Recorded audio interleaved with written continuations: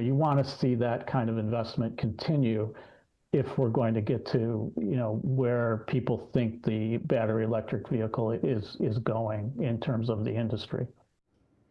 But it appears federal investments will diminish, creating EV anxiety 2.0. With the change in administrations earlier this year came a big change in priorities regarding clean energy and the conversion to electric vehicles. What was important to President Biden in most cases is not important to President Trump. Tonight, Mid-Michigan Now's Mike Woolfolk takes a look at where things stand and who likely feels the most EV anxiety right now. The electric vehicle market in this country is growing, but remains very much in its early stages. People bought more electric cars this year than they did last year. They'll buy more electric cars next year than they did this year. What Lieutenant Governor Garland Gilchrist says is definitely true for General Motors. Among Detroit's big three, GM is the only one reporting a sales jump in EVs for the first half of this year.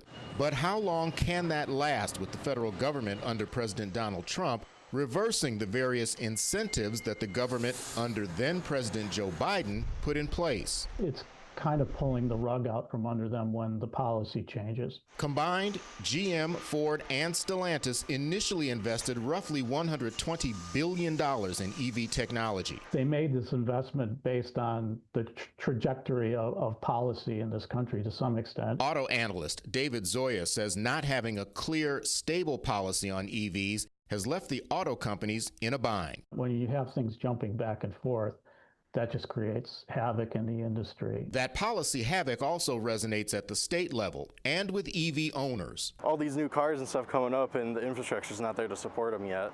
MDOT is working with private partners to build out a charging network here in Michigan. Right now, this site is off Miller Road. It's right behind the Applebee's restaurant. It's under construction, and it should be online with 4 DC fast chargers within the next few months. Okay, here we go. Money from the bipartisan infrastructure law that President Biden signed while in office is funding this and about 80 other stations across the state.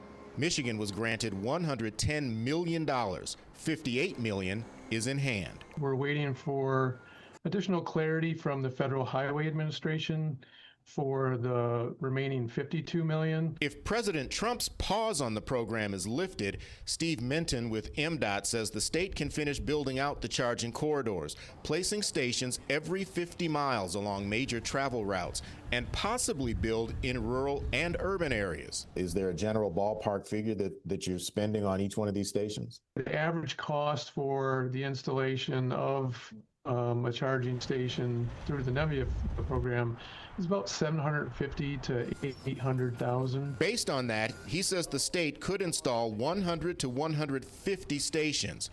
That would certainly help ease anxiety for EV owners. I've had this car for 2.5 years now.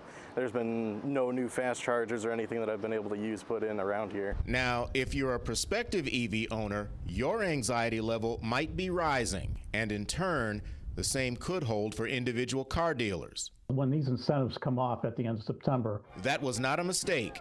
The federal tax incentive that was set to run through December 2032 now goes away on September 30th, just 2.5 months from now. We'll start to see what is really the true demand for electric vehicles in this country. That change to the EV tax incentive is a done deal. That was included in the spending bill President Trump signed on July 4th. As for the money allocated for infrastructure build-out under former President Biden's plan, it remains to be seen if the Trump administration will be able to pull that back. Steve Minton with MDOT says they should hear something fairly soon. In Flint, Mike Woolfolk, Mid-Michigan Now.